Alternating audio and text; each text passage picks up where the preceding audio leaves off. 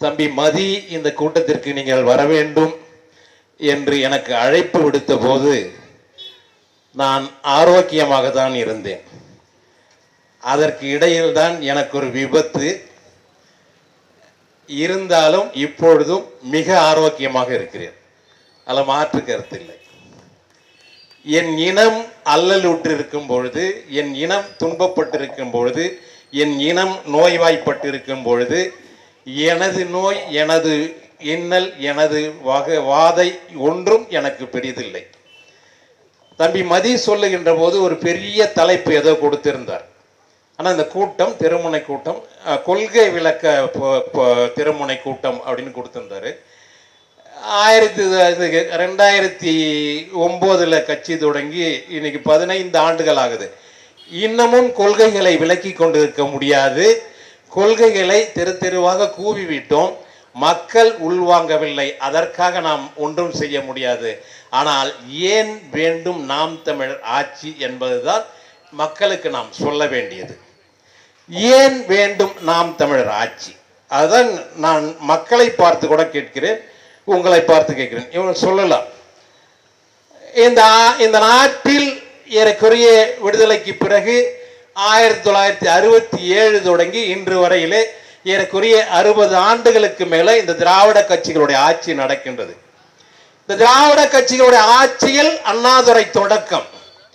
அண்ணாதுரை ஆட்சியை நாம் ஒன்றும் குறை சொல்ல முடியாது. ஏனென்றால் அண்ணாதுரையுடைய ஆட்சி வந்து ஒரு 3 மாதம் கழித்து பெருந்தலைவர் காமராஜரிடம் கேட்கிறார்கள், இந்த ஆட்சியை பற்றி நீங்கள் ஒரு விமர்சனமும் செய்யவில்லையே, எதிர்க்கட்சி தலைவராக இருந்து கொண்டு அப்படி என்று கேட்கின்ற போது அந்த மகத்தான தலைவன் சொன்னான், மாண்புமிக்க தலைவன் சொன்னான், நான் 6 மாதங்களுக்கு இந்த திமுக காரர்களை விமர்சனம் செய்ய மாட்டேன். காரணம், அவர்களுக்கு எந்த கோப்பு எந்த இடத்தில் இருக்கின்றது என்று அறிந்து கொள்வதற்கு 6 மாதங்களாகும். அதற்கு பிறகுதான் அவர்களால் ஆட்சி செய்ய முடியும். ஆகவே நான் 6 மாதங்கள் அவர்களை விமர்சனம் செய்ய மாட்டேன் என்று சொன்னார். ஆகவேதான் நாங்கள் இப்பொழுதும் சொல்கிறோம், பெருந்தலைவர் காமராஜர் அவர்களை அவர் அரசியல்வாதி அல்ல, அவர் பெருந்தலைவர் என்று சொல்கிறோம். ஆனால் அண்ணாதுரை 6 மாதங்கள் அரசு எப்படி நடத்த வேண்டும் என்று பயிற்சி எடுத்தார். அடுத்த 6 மாதங்கள் ஆட்சி செய்தார். அதற்கு அடுத்த 6 மாதங்களில் நோய்வாய்ப்பட்டு விட்டார். 1.5 ஆண்டுகள் தான் அவர் ஆட்சிக்கு வந்து ஆட்சி கட்டில் ஏறி 1.5 ஆண்டுகள் தான் உயிரோடு இருந்தார். 6 மாதம் நோய்வாய்ப்பட்டு இருந்தார். 6 மாதம் ஆட்சி செய்தார். 6 மாதம் ஆட்சியை பயின்றார். அவ்வளவுதான். ஆகவே இந்த 1.5 ஆண்டுகளில் 2 அமைச்சர்கள் ஊழல் செய்தார்கள். இந்த 1.5 ஆண்டுல அண்ணாதுரை ஆட்சிக்கு வந்து 1.5 ஆண்டுல முதல் ஊழல். அப்பொழுது காங்கிரஸ் கட்சியின் சார்பில் நவசக்தி என்ற ஒரு பத்திரிகை வந்தது. அந்த நவசக்தி பத்திரிகையில் நடுப்பக்கத்தில் கணேசன் என்பவர் கட்டுரை எழுதுவார். அந்த கணேசன் எழுதிய கட்டுரையில் 2 அமைச்சர்களை பற்றி அவர் எழுதுகிறார். ஊழல் நடந்துவிட்டது, இவர்கள் ஊழல் செய்திருக்கிறார்கள் என்று எழுதுகிறார். அண்ணா அதை படித்து விட்டார். படித்துவிட்டு கணேசனுக்கு அழைப்புக்கு போனார். தம்பி வீட்டுக்கு வந்து ஒரு வாய் காப்பி குடித்து விட்டு போங்கள் என்று கூப்பிட்டார். அப்ப கணேசனுக்கு புரிந்து விட்டது, நாம் நடுப்பக்கம் கட்டுரை எழுதுகிறோம், அது திராவிட முன்னேற்ற கழகத்தை பற்றி தாக்கி எழுதுகிறோம், அதிலே அமைச்சர்களை பற்றி, அமைச்சர்கள் செய்த ஊழல்களை பற்றி எழுதுகிறோம். ஆகவே அண்ணா அழைக்கிறார் என்பதை தெரிந்து கொண்டு, இன்னைக்கு நான் அப்படி அழைக்க மாட்டாங்க, ஆட்டோ போவோம் அவங்க வீட்டுக்கு, தடி கொண்டு ஆட்டோ போவோம். இது கருணாநிதியோட கலாச்சாரம். ஏனென்றால் அவர் மதுரைக்கு இந்திரா காந்தி வந்த போவே அவர் அழைப்பு விடுத்தார் தன் தொண்டர்களுக்கு, உடன்பிறப்பே வா, படை சூழவா, புடை சூழவா, கொடி கொண்டு வா, கொடி கொண்ட தடி கொண்டு வா என்றார். கொடி கொண்டு வா, கொடி கொண்ட தடி கொண்டு வா, அப்படி. அதுதான் கருணாநிதியோட கலாச்சாரம். அண்ணா கூப்பிட்டார். இருந்தாலும் கணேசனுக்கு ஒரு தயக்கம். காமராஜரிடம் போய் சொன்னார், அண்ணா அவர்கள் என்னை காப்பி சாப்பிட கூப்பிட்டிருக்கிறார். காமராஜர் சொன்னார், ஒரு முதலமைச்சர் உன்னை காப்பி சாப்பிட கூப்பிட்டு இருக்கிறார், நீ கட்டுரைகள் எழுதுகிறார், அவர்களை பற்றி விமர்சனம் பண்ணி எழுதுகிறார், போய் பாரு, என்ன சொல்கிறார் போய் பாரு. அண்ணா அந்த கணேசனை வரவேற்று அமர வைத்து அவருக்கு காப்பிலாம் கொடுத்து, உன்னுடைய கட்டுரைகள்லாம் படிக்கிறேன், நியாயமா இருக்கு, சரியா இருக்கு, ஆனால் என்னுடைய அமைச்சரவையில் 2 அமைச்சர்களை பற்றி ஊழல் பட்டியல் நீ எழுதியிருக்கிறார். இதை என்னிடம் நேரிடையாக சொல்லி இருந்தால் நான் அந்த அமைச்சர்களை கூப்பிட்டு கண்டித்திருப்பேன், அதை சரி பண்ணியிருப்பேன். அதை ஏன் மக்களுக்கு தெரிவிக்கிறாய் என்று கேட்டார். அந்த 2 அமைச்சர்கள்ல முதல் அமைச்சர் யாருன்னா கருணாநிதி. முதல் திமுகவில் ஊழல் பட்டியலில் வந்த ஒருத்தரும் கருணாநிதி. அதை போய் அவரு காமராஜர் சொல்கிறார், அண்ணா இந்த மாதிரி சொன்னாரு, ஏன் எழுதுற, அது மாதிரி என்கிட்ட நேரா சொல்லி இருக்கலாமே, நான் கண்டிச்சிருப்பேன் அப்படின்னு சொல்கிறார் என்று பெருந்தலைவரிடம் சொல்லும் போது பெருந்தலைவர் சொன்னார், சரி அண்ணாதுரை சொல்லிவிட்டார் இல்லையா, இனி அதை பற்றி எழுதாதே. இதுதான் அன்றைக்கு அரசியல் நாகரிகம். இதுதான் அன்றைக்கு அரசியல் நாகரிகமா இருந்தது. நான் சொல்றேன், இந்த 60 ஆண்டுகள்ல 1.5 வருஷம் அவரு அண்ணாதுரை ஆண்டு விட்டார், அதுக்கப்புறம் 5 முறை கருணாநிதி ஆண்டு விட்டார், ஒரு 10 ஆண்டுகள் எம்ஜிஆர் ஆண்டு விட்டார், ஒரு 15 ஆண்டுகள் ஜெயலலிதா ஆண்டு விட்டார். இப்போ அவருடைய வாரிசு கருணாநிதியுடைய வாரிசு அவர் ஒரு 5 ஆண்டுகள் ஆண்டுகிட்டு இருக்கார். இதுக்கு இடையில ஒரு 4 ஆண்டு வந்து எடப்பாடி ஆண்டு விட்டார். அப்பப்போ கொஞ்சம் 6 மாசம் 1 வருஷம் இந்த ஓபிஎஸ் ஆண்டு விட்டார். இது ஒரு 60 ஆண்டு திராவிட ஆட்சியினுடைய நீட்சி, இது தொடர்ச்சி. என் மக்கள் எங்களை பார்த்து கேட்கிறார்கள், நீங்கள் ஏன் வேண்டும் நாம் தமிழ் அரசு என்று கேட்கிறீர்களே, இது திராவிட கட்சிகள் கிழிக்காத எதை ஒன்றை உங்கள் அண்ணன் சீமான் கிழித்து விட போகிறார் என்ற கேள்வி கேட்கிறார்கள். நான் சத்தியம் விட்டு சொல்கிறேன், என் தாய் தமிழ் உறவுகளே, நாங்கள் இந்த நாட்டில் எதை ஒன்றையும் கிழிக்க வந்தவர்கள் அல்ல. எங்கள் அண்ணன் எதை ஒன்றையும் கிழிக்க வந்தவன் அல்ல. இந்த திராவிட கட்சிகள் எதையெல்லாம் கிழித்திருக்கின்றதோ அதையெல்லாம் தைப்பதற்கு வந்தவர்கள் நாங்கள். அதையெல்லாம் தைப்பதற்கு வந்தவர்கள் நாங்கள், அவ்வளவுதான். தமிழ்நாடு மட்டும் தனிநாடாக இருந்திருந்தால் உலகத்தின் வல்லரசாக இருந்திருக்கும் என்று நோபல் பொருளாதாரத்திற்கான நோபல் பரிசு பெற்ற அமிர்த்யா சென் அவர்கள் சொன்னார். தமிழ்நாடு மட்டும் இந்தியாவில் தனிநாடாக இருந்திருந்தால் பாகிஸ்தான் போல உலகத்தின் வல்லரசாக இருந்திருக்கும். அவர் அமிர்த்யா சென்னுக்கும் அவர் தமிழர் இல்ல, தமிழ்நாடு இல்ல, அவர் நாம் தமிழர் கட்சி இல்ல, அவர் பொருளாதாரத்தில் நிபுணர், அவ்வளவுதான். உலக பொருளாதாரத்தின் நிபுணர், பொருளாதாரத்துக்காக நோபல் பரிசு பெற்றவர். ஏன் அப்படி சொல்கிறார் என்றால் 1967 இந்த திராவிட கட்சிகள் ஆட்சிக்கு வந்த, திமுக ஆட்சிக்கு வந்தது. திராவிட கட்சிகள் 19 வருஷம் சொல்ல வேண்டாம், திராவிட முன்னேற்ற கழகம் திமுக ஆட்சிக்கு வந்தது. இந்த 60 ஆண்டு காலம் எப்படி திராவிட முன்னேற்ற கழகம் ஆட்சிக்கு வந்ததோ அதே போன்று 1967 சிங்கப்பூர் என்ற ஒரு நாடு உருவானது. இப்ப சிங்கப்பூர் என்ற ஒரு நாடு எங்க வானத்திலிருந்து குதிச்சதா? 67 தான் சிங்கப்பூர் உருவாச்சான்னா, சிங்கப்பூர் என்ற ஒரு தனிநாடு உருவானது 1967. அதற்கு முன்னாடி அது வந்து சிங்கப்பூர் வந்து மலேசியாவோட இருந்தது. அன்றைக்கு மலேசியா கிடையாது, மலேயா. மலேயாவின் ஒரு பகுதி தான் சிங்கப்பூர். அப்போ மலேயாவை ஆண்ட அந்த அதிபர்கள் நினைத்தார்கள், சிங்கப்பூர் நமக்கு வேண்டாம், சிங்கப்பூரில் எந்த வளமும் இல்லை, சிங்கப்பூரில் உள்ளது வெறும் சதுப்பு நிலம் மட்டும்தான், இந்த சதுப்பு நிலத்தை வைத்துக் கொண்டு எந்த பொருளாதாரத்தையும் உருவாக்க முடியாது, அந்த சதுப்பு நிலத்தில் எந்த ஒரு பயிரும் வளராது, எந்த ஒரு கட்டிடமும் கட்ட முடியாது, அப்ப வெறும் சதுப்பு நிலம் கொண்ட சிங்கப்பூர் எங்களுக்கு வேண்டாம் என்று உதறிவிட்டு போயிடுச்சு. உதறிவிட்டு போன மலேயா தன்னுடைய நாட்டின் பெயரை மலேசியா என்று மாற்றிக்கொண்டு மலேசியா உருவானது, சிங்கப்பூர் அனாதையாக நின்றது.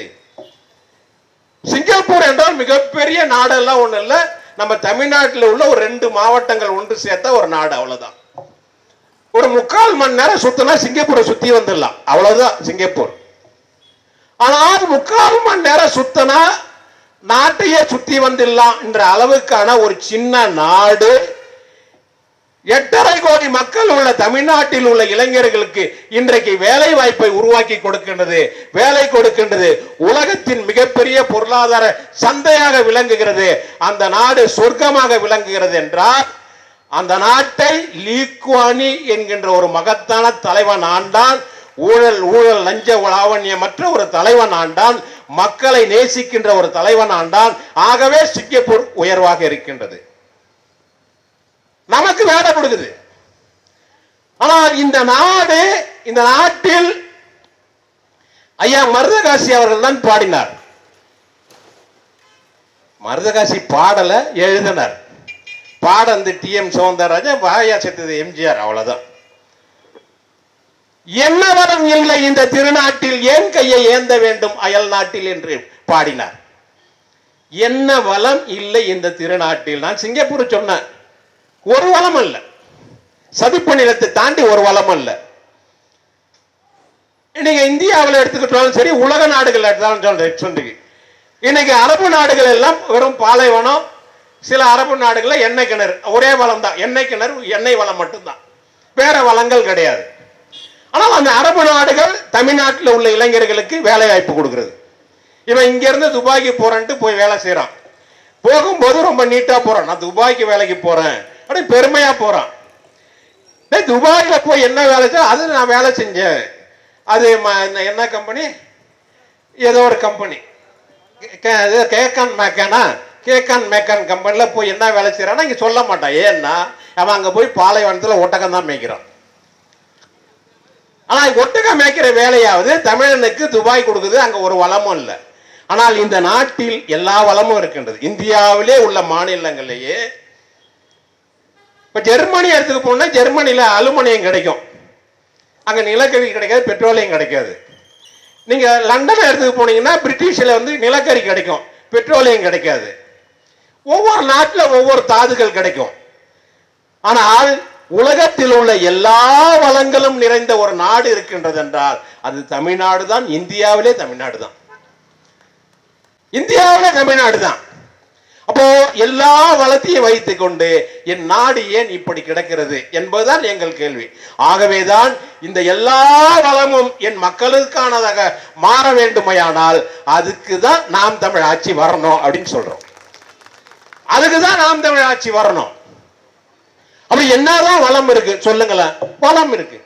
இங்கே பழவேற்காடு தொடங்கி கன்னியாகுமரி முனை வரையில் 1800 கடல் மைல் தொலைவு கடல் வளம்.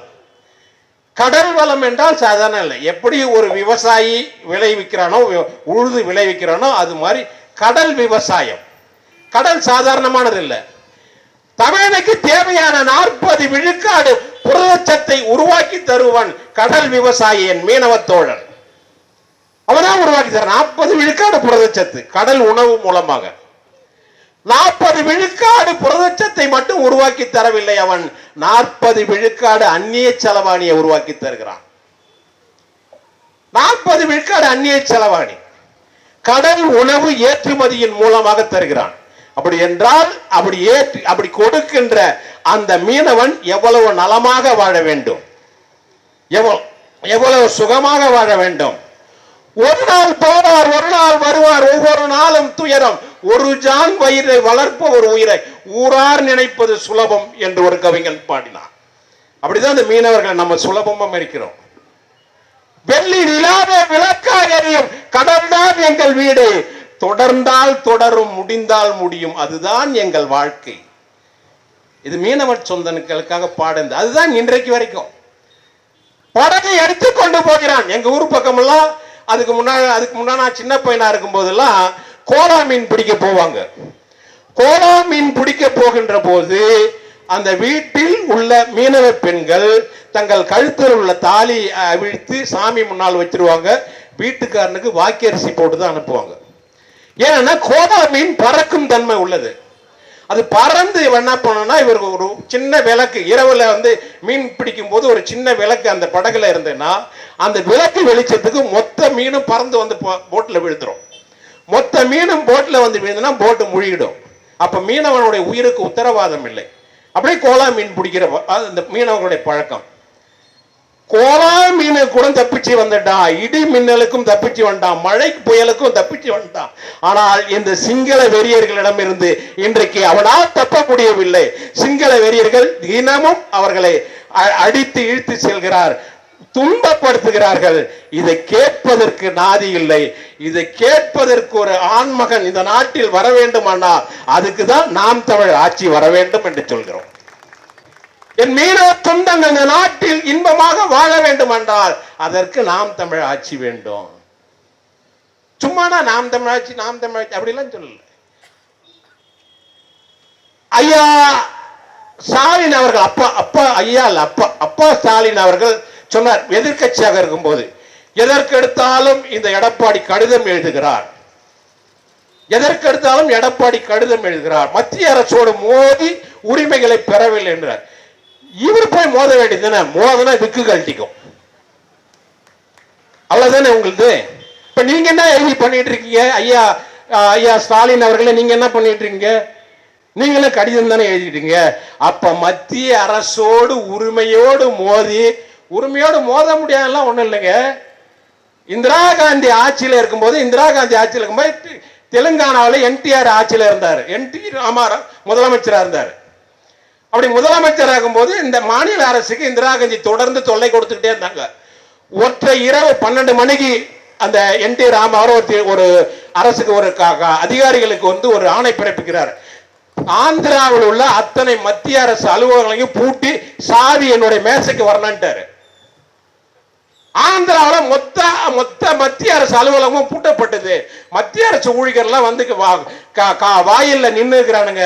கொதிச்சு போச்சு. இந்திரா காந்தி கடிதம் எழுதின நேரடியாக வந்தார், பேச்சுவார்த்தை நடத்தினார். இனிமேல் பட்டு உங்களோடு சமரசமாக போகிறோம், உடனே அந்த மத்திய அரசு அலுவலகங்களை திறந்து விடுன்னு சொன்னார். திறந்து விட்டாங்க. அந்த ஆண்மையோடு ஆட்சி செய்யக்கூடிய ஒற்றை மனிதனாக எங்கள் அண்ணன் சீமான் இருப்பார். ஆகவேதான் நாங்கள் சொல்கிறோம், நாம் தமிழர் ஆட்சி இந்த மண்ணில் வேண்டும். ஏன் வேண்டும் நாம் தமிழாட்சி? அதுக்குதான் இந்தியாவிலேயே அதிக பொருளாதாரத்தை இந்தியாவுக்கு கொடுக்கின்ற மாநிலங்களில் மகாராஷ்டிரம், கர்நாடகம், தமிழ்நாடு இந்த 3 தான் அதிக வருமானத்தை கொடுக்குது. இவ்வளவு வருமானத்தை கொடுத்து விட்டு மத்திய அரசு கொடுக்கின்ற வெறும் 4000 கோடியை வாங்கிக்கிட்டு வாய் மூடி மௌனித்து இருக்கின்ற முதலமைச்சராக எங்கள் அண்ணன் செந்தமன் சீமான் இருக்க மாட்டார். மத்திய அரசின் குடுமையை பிடித்து எங்களுடைய உரிமையை கொடுங்கள், இல்லை என்றால் உங்களுக்கு வரி கிடையாது என்று சொல்லுகின்ற ஒரு ஆண்மகனாக எங்கள் அண்ணன் செந்தமன் சீமான் இருப்பார். ஆகவேதான் நாம் தமிழ் ஆட்சி வேண்டும் என்று சொல்கிறோம். இந்த ஆட்சி இந்த மக்கள் வாழ வேண்டும் என்று நடக்கிறதா? இந்த பொருளாதாரம் பாதுகாக்க வேண்டும் என்று நினைக்கிறதா? எல்லா வளமும் இருக்குல்ல, நான் சொல்ல கடல் வளம். இந்த நாட்டில் அந்த திருநெல்வேலி, தூத்துக்குடி அந்த கடலோர பகுதியில் மட்டும் கார்னெட் என்கிற ஒரு தாது கிடைக்குது. கார்னெட் தாது அந்த கடல் அலையில வரும், திரும்ப அப்படி போயிடும், இழுத்துன்னு வரும், போயிடும். அந்த மணல்ல இருந்து அதை பிரிச்சு எடுக்கணும். ஒரு தனியார் முதலாளி 35 லட்சம் கோடிக்கு கார்னெட் எடுத்து வித்திருக்கான். ஒரு தனியார் முதலாளி. ஏன் இதை அரசு செய்யக்கூடாது? அந்த கார்னெட் என் மண்ணின் வளம் தானே, என் மண்ணின் கனிம வளம் தானே. அந்த 35,000 கோடி என் மக்களுக்கு வந்ததுன்னா எத்தனை பள்ளிக்கூடம் கட்டலாம்? இன்னைக்கு தமிழ்நாட்டில் எத்தனை பள்ளிக்கூடங்களுக்கு கரும்பலகை இல்லாத பள்ளிக்கூடம் இருக்கு, கழிப்பறை இல்லாத பள்ளிக்கூடம் இருக்கு. 500 பெண் பிள்ளைகள் படிக்கின்ற ஒரு மகளிர் கல்லூரி, ஒரு மகளிர் பள்ளிக்கூடத்துல ஒற்றை கழிப்பறை. என் பிள்ளைகளை நினைச்சு பாருங்களேன். ஆகவேதான் சொல்றேன், நல்ல பள்ளிக்கூடங்கள். ஏன் பெற்றோர்கள் ஆங்கில பள்ளியை நாடி போறாங்க? நல்ல பள்ளிக்கூடங்கள் இந்த அரசுகள் நடத்தல, நல்ல ஆசிரியர்களுக்கு ஊதியம் கொடுக்கல, ஒரு ஒழுங்கான கூட இல்ல. இவர்கள் சொன்னார்கள், ஆட்சிக்கு வரும்போது சொன்னார்கள், நாங்கள் ஆட்சிக்கு வந்தால் ஆறாத சோறு, ஒழுகாத வீடு, கிழியாத உடை என்று சொன்னார்கள். வார்த்தை மாய்மாலம். நாங்கள் ஆட்சிக்கு வந்தால் ஒழுகாத வீடு, கிழியாத உடை, ஆறாத சோறு. நாங்களும் வாய் வச்சுக்கிட்டு என் முன்னோர்லாம் எப்பெல்லாம் ஒரு காரணம். அவன்லாம் ஓட்டு போட்டுதான் இந்த ஆட்சியே வந்தது, அவன்லாம் உழைச்சுதான் இந்த ஆட்சியே வந்தது. அதுல உங்க அப்பா எல்லாம் கூட இருக்கலாம், நிறைய பேர் இருக்கலாம், எல்லாம் அங்க இருந்தா வந்திருக்கிறோம். ஆக கார்னெட் தாது இந்த நாட்டில் இந்த பக்கம் நாகர்கோயில் அந்த பக்கம் போயிட்டுனா யுரேனியம் இயற்கையாக கிடைக்குது. யுரேனியம் அணுகுண்டு தயாரிப்பதற்கு பயன்படுது. அந்த யுரேனியம் இந்த நாட்டில் இயற்கையாக கிடைக்குது. வளம், இந்த நாட்டினுடைய வளம். நம்ம கூடங்குளம் அணுமின் நிலையம் தேவையில்லை, அதை எடுத்து பயன்படுத்தலாம். ஆனா இவனுக்கு பயன்படுத்த மாட்டானுங்க. ஆனா கூடங்குளம்னு ஒரு அணு உலையை கட்டினாதான் அதுல பல லட்சம் கோடியை இவனுங்க கொள்ளடிக்க முடியும். இந்த பக்கம் கவுந்தி மலை, கல்வராயன் மலை, இந்த பக்கம் எல்லாம் எடுத்துக்கிட்டோம்னா ஒரு தென்னார்காடு மாவட்டம், இந்த கள்ளக்குறிச்சியில் இந்த இவர் இந்த தூரிகை இளங்கோலாம் இங்கே இருக்கிற அவர் அந்த கள்ளக்குறிச்சி மாவட்டத்துக்காரர் தான் அவருக்கு தெரியும். அந்த மலைகள்லாம் மொத்தமும் கனிம வளம் உள்ளது. தங்கம், அலுமினியம், எல்லா தாதுகளும், இரும்பு தாது. இந்த இரும்பு தாது கல்வராயன் மலையில இருந்து இரும்பு தாதை வெளிநாட்டுக்கு கடத்திக்கிட்டு இருந்தாங்க, வெளிநாட்டுக்கு அனுப்பிக்கிட்டு இருந்தாங்க. அதை பிரித்து எடுக்கின்ற தொழில்நுட்பம் தமிழ்நாட்டில் இல்லை. அப்போ நான் படிக்கும் போதெல்லாம் கடலூர் ஓட்டி வழியா ஒரு தண்டவாளம் போகும். அந்த தண்டவாளம் எங்க போகுதுன்னா அந்த தொடர்வண்டி நிலையத்திலிருந்து துறைமுகத்துக்கு போவோம். அந்த ஒரு தண்டவாளம் எதுக்கு போகுதுன்னா இந்த இரும்பு கற்களை, இரும்பு தாது உள்ள கற்களை கப்பல் மூலமாக வெளிநாட்டுக்கு ஏற்றுமதி செய்வதற்காகவே அந்த தண்டவாளம் போட்டிருந்தாங்க. அப்படிதான் போயிட்டு இருந்து. இன்னைக்கு இங்கேயே பிரிச்சு எடுக்கிற தொழில்நுட்பம் வந்துடுச்சு. இன்னைக்கு அங்க போறதுல அந்த தண்டவாளத்தையே மூட்டாங்க. அப்போ இவ்வளவு வளங்கள் இருக்கிறது. இந்த கள்ளக்குறிச்சி மாவட்டம், திருவண்ணாமலை மாவட்டங்கள் உள்ள அந்த மலைகளில் உள்ள கனிமங்களை கொள்ளையடிப்பதற்காகத்தான் மத்திய அரசு 8 வழிச்சாலைன்னு ஒரு திட்டத்தை கொண்டு வந்தான். அவ்வளவு கனிம வளம் இருக்கு. அப்ப எல்லா வளமும் இந்த நாட்டில் இருக்கிறது. இந்த வளங்களை மக்களுக்கானதாக மாற்றினா இந்த நாடு செழிப்பார்கள், எங்க மக்கள் எல்லோரையும் போல வாழ்வான். ஆனால் இவர்களுக்கு அது நோக்கம் இல்லை. அது நோக்கம் இல்லை. இவன் பரந்தூர்ல விமான நிலையம் கட்டுவான், 5000 ஏக்கரை எடுப்பான். 5000 ஏக்கர்ல குறைஞ்சபட்சம் 3000 ஏக்கருக்கு நீர்நிலைகளே இருக்கு. உங்களுக்கு தெரியுமா தமிழர்களே, நாங்கள் ஏன் நாம் தமிழ் ஆட்சி வர வேண்டும் என்று சொல்கிறோம் என்றால், பரந்தூர்ல விமான நிலையம் கட்டி அதை என்ன பண்ணுவான்னா நாளைக்கு அதானிக்கு கொடுப்பான். அதானி அதால் சம்பாதிப்பான். என் மக்களுக்கு அதனால் எந்த பயனும் இல்லை. ஆகவே நாங்கள் சொல்கிறோம், எங்களுக்கு பரந்தூரில் விமான நிலையம் வேண்டாம் என்று ஆணித்தரமாக அடித்து சொல்கின்ற ஒற்றை தலைவர் உண்டென்றால் அது எங்கள் அண்ணன் செந்தமன் சீமான் ஒருவர் தான். நான் இருக்கிற வரைக்கும் அதை கொண்டு வந்து பாரு அப்படின்னு சவால் விடுறாரு. ஆமா, தேவர் தான் கொடுத்தாரு. அங்க போறான்ல, அவன் தான் கொடுத்தான் பெட்டி. இந்த நாய்கள்லாம் இருக்கிறதுனால தான் இந்த நாடு இப்படி இருக்குது. இது போன்ற நாய்கள் இருக்கிற வரைக்கும் தான் இந்த நாடு அப்படி இருக்கு. ஆக இதனால் என்ன பயன்? சொந்தமாக ஒரு விமானமே இல்லாத ஒரு நாட்டில் 5000 ஏக்கர் விளைநிலங்களை பறித்து, நீர்நிலைகளை பறித்து, இந்த நீர்நிலைகள் ஏன் அப்படி வந்து ஒரு 5 ஆண்டுகளுக்கு முன்னாடி ஒரு வெள்ளம் வந்தது இல்லை, மக்கள் அந்த சைதாப்பேட்டை பகுதியெல்லாம் இரவோடு இரவாக வெள்ளம் உள்ள புகுந்ததே தெரியாமல் என் மக்கள் இறந்து போனாங்கல்ல ஒற்றை இரவில். திடீரென்று செம்பரம்பாக்கம் ஏரியை திறந்து விட்டாங்கல்ல, அதுக்கு என்ன காரணம்? ஏன் அந்த வெள்ளம் நகருக்குள் மக்கள் குடியிருப்புகள் உள்ள போச்சு? நீர்நிலைகளை, வரத்து கால்வாய்களை, வடிகால் கால்வாய்களை ஆக்கிரமிச்சுட்டான். அதுல கட்டடங்களை கட்டிட்டான். தண்ணி ஓடுறதுக்கு வழி இல்லை. அந்த தண்ணி உபரியாக வரும்போது மக்கள் குடியிருப்புக்குள்ள போச்சு. முதல் தளம் வரைக்கும் நிறைஞ்சு போச்சு. அடுக்குமாடி குடியிருப்புல இருக்கிறவங்களுக்கு முதல் தளம் வரைக்கும் நிறைஞ்சு போச்சு. மக்கள் எல்லாம் 2வது தளத்துக்கு போய் நிற்க வேண்டிய கட்டாயமாய் போச்சு. அப்போ இவர்களுக்கு என் மக்கள் வாழ வேண்டும் என்ற அந்த எண்ணம் இல்லை, அந்த சிந்தனை இல்லை. இதெல்லாம் இந்த வடிகால்லாம் கொள்ளையடிக்கப்படக்கூடாது. இந்த வரத்து கால்வாய்கள் இந்த ஆக்கிரமிப்பாளர்களால், இந்த நில தரகர்களால் கொள்ளையடிக்கப்படக்கூடாது என்பதற்காகவே இந்த நாம் தமிழ் ஆட்சி வேண்டும். அதை தான் நாங்க சொல்றோம், ஒரு நல்ல ஆட்சி மலர்வதற்கு. அப்ப இப்படிப்பட்ட ஒரு ஆட்சியை தான் இவர்கள் இந்த 50-60 ஆண்டுகளாக என் மக்களுக்கு கொடுத்து கொண்டிருக்கிறார்கள்.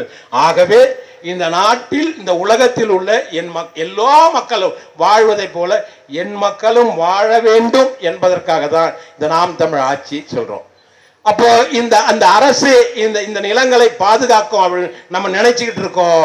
மக்களே, உங்களுக்கு தெரியாது, 2023ஆம் ஆண்டு ஏப்ரல் மாதம் 21ஆம் தேதி சட்டமன்றத்தில் ஒரு சட்டத்தை இந்த தமிழ்நாடு அரசு கொண்டு வந்தது.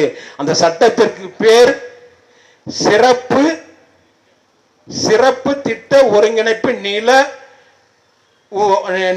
ஒருங்கிணைப்பு சட்டம், சிறப்பு மண்டலங்களுக்கான நில ஒருங்கிணைப்பு சட்டம். சிறப்பு மண்டலம் என்பது ஒரு தனியார் நிறுவனம் ஒரு தொழிற்சாலை தொடங்க போகிறது, அதற்கு ஒரு 100 ஏக்கர் இடம் வேண்டும் என்றால் அந்த 100 ஏக்கர் நிலத்தை எந்த இடமாக இருந்தாலும் எடுத்து அவர்களுக்கு கொடுக்கலாம். அதில் எந்த நீர்நிலைகள் இருந்தாலும் அதை பற்றி கவலை இல்லை. அந்த 100 ஏக்கருக்குள்ள ஒரு ஏரி இருக்கு, ஒரு குளம் இருக்கு, ஒரு வரத்து கால்வாய் இருக்கு, ஒரு குட்டை இருக்கு, இதெல்லாம் அந்த அரசுகளுக்கு கவலை இல்லை. ஏன்னா அதுக்கு முன்னாடி இருந்த சட்டத்தின்படி அரசு ஒரு நிலத்தை எடுக்கின்றது என்றால் இங்க நீர்நிலை இருக்கு, இங்க ஒரு குளம் இருக்கு, இங்க ஒரு குட்டை இருக்கு, வரத்து கால்வாய் இருக்கு, மேற்கால் புறம்போக்கு இருக்கு, இதெல்லாம் கால்நடைகளுக்கு ஆபத்தா வரும், இந்த மழை வந்தா வடிகால் இல்லை, ஆகவே நீங்க சுற்றுச்சூழல் கெட்டு போகும், ஆகவே நீங்க நீதிமன்றத்துக்கு போயிட்டு அதுக்கு தடையாணை வாங்கி அந்த இடத்தை தக்க வைத்துக் கொள்ளலாம். ஆனால் இப்ப அப்படி கிடையாது.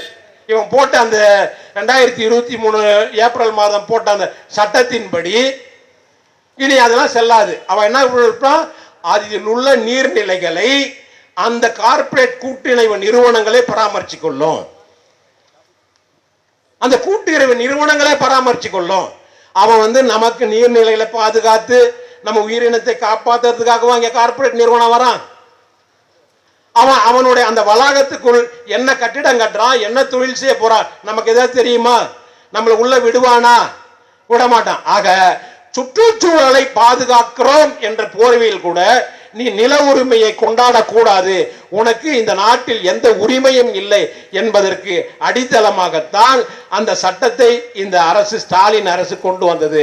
இப்ப அதுவே நமக்கு இந்த பரந்தூருக்கு அது பொருந்தும். நீர்நிலைகளை காரணம் காட்டி, சுற்றுச்சூழலை காரணம் காட்டி இந்த இடத்தில் விமான நிலை வேண்டாம் அப்படின்ட்டு நம்ம போராட முடியாது, சட்டப்படி போராட முடியாது. அப்ப இப்படிப்பட்ட அரசுகளை வீட்டுக்கு அனுப்பிவிட்டு மக்கள் வாழ்வதற்கு ஏற்ற ஒரு நாட்டை உருவாக்குவதற்காகத்தான் நாம் தமிழர் கட்சி ஆட்சிக்கு வர வேண்டும் என்று சொல்கிறோம்.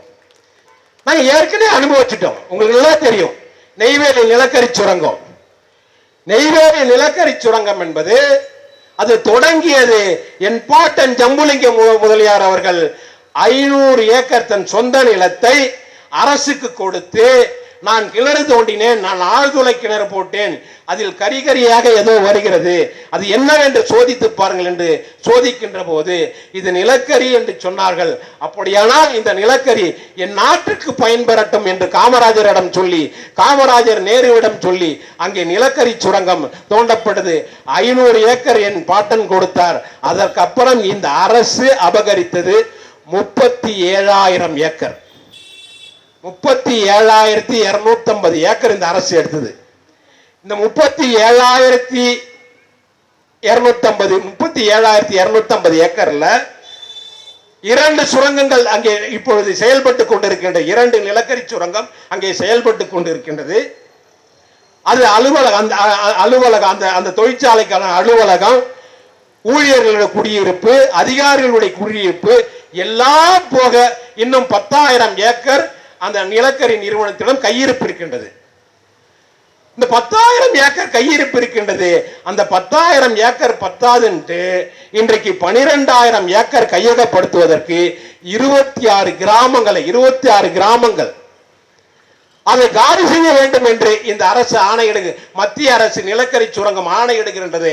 அதற்கு காவல்துறையை அனுப்பி துணை நிற்கிறது தமிழ்நாடு அரசு.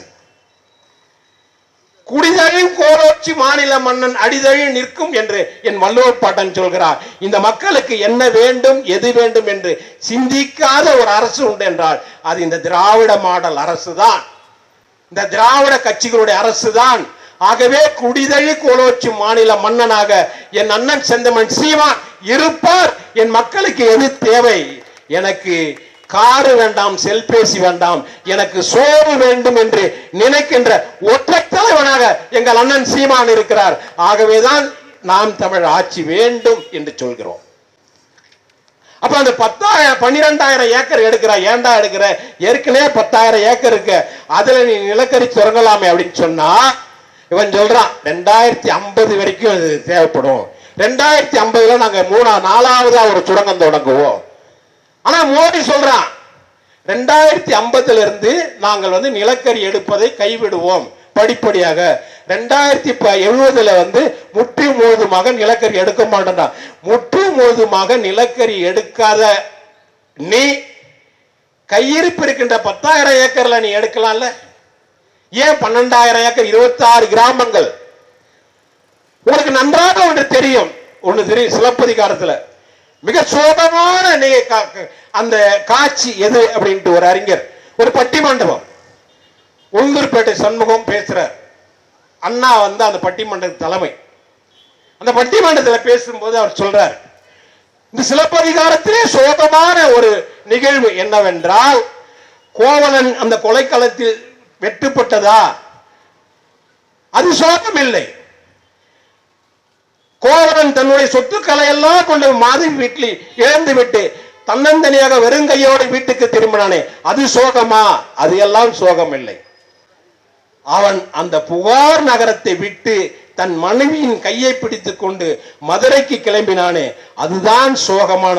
ஒரு செடியை முளைத்திருக்கின்ற செடியை வேரோடு புடுங்குகின்ற மாதிரி அவன் வாழ்ந்த மண்ணை விட்டு அகலுகிறானே, அதுதான் சோகம் என்று சொன்னார்கள்.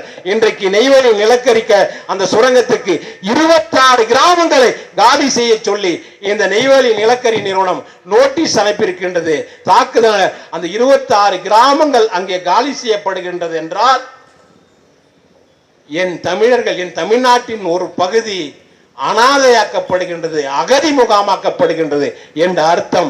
ஆகவே என் மக்கள் உலகத்தில் உள்ளவர்கள் போல் எல்லோரையும் போல் வாழ வேண்டும் என்றால் நமக்கு தேவை நாம் தமிழ் அரசு, நமக்கு தேவை அண்ணன் செந்தமன் சீமானுடைய அரசு. செந்தமன் சீமான் பெருந்தலைவர் காமராஜருக்கு பிறகு ஒற்றை தலைவனாக இன்றைக்கு இந்தியாவிலேயே ஒரு அரசியல் கட்சியின் தலைவனாக நிற்கிறான் என்றால் அது அண்ணன் சீமான். மக்களே, நீங்கள் கேட்கலாம், தலைவருக்கும் அரசியல்வாதிகளுக்கும் என்ன வித்தியாசம் என்று. எம்ஜிஆர் ஒரு அரசியல்வாதி, கருணாநிதி ஒரு அரசியல்வாதி, ஜெயலலிதா ஒரு அரசியல்வாதி, எடப்பாடி ஒரு அரசியல்வாதி, எல்லோரும் அரசியல்வாதி. அப்ப அரசியல்வாதிகளுக்கும் தலைவனுக்கும் என்ன வித்தியாசம் என்று நீங்கள் கேட்டீங்க என்றால், ஒரு அரசியல்வாதி என்பவன் அடுத்த தேர்தலை பற்றி சிந்திப்பான். ஒரு தலைவன் மட்டும்தான் அடுத்த தலைமுறையை பற்றி சிந்திப்பான். இன்றைக்கு அடுத்த தலைமுறையை பற்றி சிந்திக்கின்ற ஒற்றை தலைவனாக என் அண்ணன் சீமான் இருக்கிறார். ஆகவேதான் நாம் தமிழ் ஆட்சி வேண்டும் என்று சொல்கிறோம். பெருந்தலைவர் காமராஜருக்கு பிறகு இந்த நாட்டில் ஒற்றை தலைவன் உண்டென்றால் அது அண்ணன் செந்தமன் சீமான் தான். எங்களுடைய அரசியல் என்பது, எங்களுடைய கட்சி என்பது எல்லா மக்களுக்குமானது. எங்களுடைய கட்சி எல்லா மக்களுக்குமானது. யார் வேண்டுமானாலும் வரலாம், வாழலாம். நாங்கள் தான் வாழ்வோம். இது எங்களுடைய தார்மீக உரிமை, கடமை, தார்மீக தமிழ் தேசியத்தின் உரிமை. ஆனால் எங்களுடைய அரசியல் என்பது எல்லா உயிர்களுக்குமானது. நாம் தமிழ் அரசியல் என்பது எல்லா உயிர்களுக்குமானது. எல்லா உயிர், மனிதன் இல்லாமல் எல்லா உயிரும் வாழும். எல்லா உயிரும் இல்லாமல் மனிதன் ஒருபோதும் வாழ முடியாது. இன்றைக்கு தேனீக்கள் மட்டும் மடிந்து போனால் இந்த உலகம் 4 ஆண்டுகள் தாங்காது என்று உலக நிபுணர்கள் சொல்றார்கள். ஆகவேதான் நாங்கள் காக்கை குருவிக்கும் நாங்கள் அரசியல் செய்கிறோம், புழு பூண்டுகளுக்கும் நாங்கள் அரசியல் செய்கிறோம், மண் மலைக்கும் அரசியல் செய்கிறோம். இன்றைக்கு அடுத்த தலைமுறையை பற்றி சிந்திக்கின்ற ஒற்றை தலைவன் அண்ணன் செந்தமன் சீமான் செஞ்சாஜி கோட்டைக்கு போகின்ற போது இந்த நாடு மாறும். நாங்கள் ஒன்றே ஒன்று சொல்கிறோம், ஒரு ஓட்டை மட்டும் நீங்கள் விவசாய சின்னத்திற்கு அளித்து விட்டு போய் நிம்மதியாக தூங்குங்கள். 5 வருடம் கழித்து வந்து பாருங்கள், இங்கு ஒரு பொன்னான நாடு, ஒரு சொர்க்கம் இங்கே இருக்கும். நீங்கள் வேறு சின்னங்களுக்கு வாக்களித்தீர்கள் என்றால் மீண்டும் ஒரு நரகத்தில் நாம் வாழ வேண்டிய கட்டாயம் வரும் என்று கூறிக்கொண்டு வாய்ப்புக்கு நன்றி கூறி விடைபெறுகிறேன். நன்றி, வணக்கம். நாம் தமிழர்.